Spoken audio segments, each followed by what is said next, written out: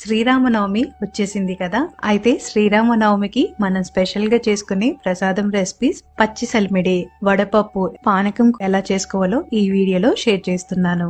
ముందుగా పచ్చి చలిమిడి కోసం 1 కప్పు బియ్యం పిండి, 1/2 కప్పు బెల్లం తురుము, అలానే అరకప్పు నెయ్యిని వేసి వీటిని బాగా కలుపుకోవాలి. తర్వాత కొద్దిగా నీళ్ళని వేసి పిండిని కలుపుకోవాలి. అవసరం అయితే మళ్ళీ ఇంకొద్దిగా నీళ్ళని వేసుకోండి. చలిమిడి అయితే రెడీ అయిపోయింది. ఇప్పుడు వడపప్పు కోసం 1 కప్పు పెసరపప్పుని కాసేపు నానబెట్టి తర్వాత నీళ్ళని వడకట్టి పప్పుని ఇంకో గిన్నెలో వేసుకోండి. అలానే అరకప్పు పచ్చి కొబ్బరి తురుముని వేసి నీట్ గా మిక్స్ చేసుకోండి. వడపప్పు పైన చిన్న ముక్క బెల్లంని పెట్టి నైవేద్యంగా సమర్పించండి. పానకం కోసం 1 కప్పు తురిమిన బెల్లం, 2 గ్లాసుల నీళ్ళని వేసి బెల్లం నీటిగా కరగనివ్వండి. తర్వాత దీన్ని వడకట్టుకోండి. బెల్లంలో ఏమైనా ఇసుక లాంటివి ఉంటే పోతాయి. ఇందులో కొద్దిగా మిరియాల పొడి, యాలకుల పొడి, ఉప్పు వేసి కలుపుకోవాలి. పానకంలో ఖచ్చితంగా కొన్ని తులసి ఆకుల్ని వేసి దేవునికి నైవేద్యంగా పెట్టాలి.